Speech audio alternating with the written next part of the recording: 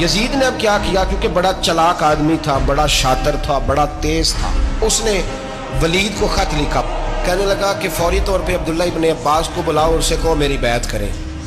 یہ جو بیعت ہوتی تھی نا، یہ بھی سن لے کیا ہوتی تھی، یہ بیعت حلف ہوتا تھا کہ میں اللہ رسول کے نام پہ حلف دیتا ہوں کہ میں یزید کی اطاعت کروں گا، میں اس کے خلاف کوئی بغاوت نہیں کروں گا۔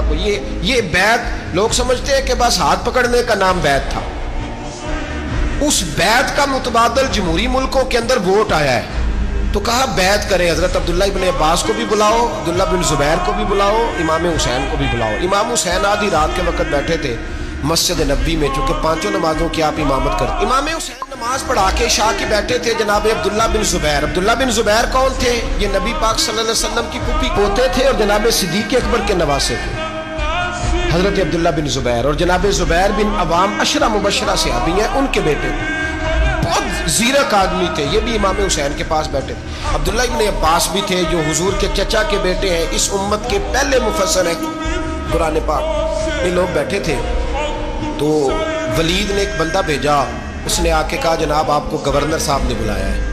تو عبداللہ بن زبیر کہنے لگے حسین اس وقت بلانے کی بات سمجھ میں نہیں آئی۔ تو امام حسین بڑے بصیرت والے تھے، اللہ نے بصیرت دی تھی، کہنے لگے عبداللہ آپ کو سمجھ نہیں آئی، مجھے سمجھ آ گئی ہے، امیر معاویہ وصال کر گئے، اور یہ ہمیں جو بلایا گیا ہے نا، یہ یزید کی بیعت کے لیے بلایا گیا ہے۔ تو کہا پھر آپ آدھی رات کو نہ جائیں، آپ کے لیے خطرہ ہوگا۔ تو امام حسین فرمانے لگے خطرہ حسین کو نہیں ہوتا، نہیں کہا پھر بھی آپ مہربانی کریں ذرا احتیاط سے جائیں۔ تو جناب عبداللہ ابن زبیر نے، عبداللہ ابن عباس نے 14 بندے نیزے دے کے، تلواریں دے کے امام حسین کے ساتھ بھیجے، اور کہا کہ امام حسین اگر اس نے کوئی غلط ملت بات کی نا، زبردستی بیعت کرنے کا کہا، تو آپ بس کوئی ایک بات اونچی آواز میں کر دینا، یہ سپاہی پیچھے آ جائیں گے۔ امام حسین ان 14 بندوں کو لے کے گورنر ہاؤس پہنچ گئے۔ جب آپ وہاں پہنچے، اس نے بتایا، اس نے کہا جی حضرت امیر معاویہ انتقال کر گئے اور آپ نے یزید کی بیعت کرنی ہے۔ تو امام حسین فرمانے لگے میں چھپ کے بیعت نہیں کروں گا، مجمع لگاؤ، جمعے والے دن اعلان کرو، جو طریقہ ہے حضرت ابوبکر صدیق کا، جو طریقہ ہے حضرت عمر فاروق کا، جو انداز حضرت عثمان غنی کا ہے، جو مولا علی کا ہے، سر عام اعلان کرو، اگر ساری دنیا یزید کی بیعت کرے گی تو میں بھی تیار ہوں۔ تم مجھ سے بیعت لے کے پھر لوگوں کو بتانا چاہتے ہو کہ حسین بیعت ہو کر رہے ہیں، تو تم کیوں نہیں کر رہے؟ میں عام آدمی نہیں ہوں، لہذا چھپ کے بیعت نہیں کرتا۔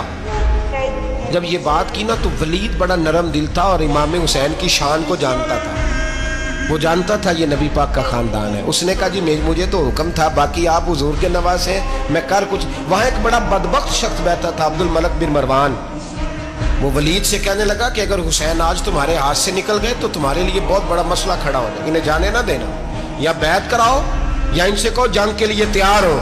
تو امام حسین رضی اللہ تعالیٰ عنہ کے کانوں میں آواز گئی تو فرمانے لگے ابن مرجانہ، اگر تیرے اندر جرت ہے تو آ سامنے حسین کے، اس کے کانوں میں باتیں نہ کر، کانا پھوسی نہ کر، باہر آ میدان میں، شرارت نہ کر، باہر آ، میں تمہیں ابھی بتاتا ہوں کہ حسین سے مقابلہ کرنے کا انجام کیا ہے۔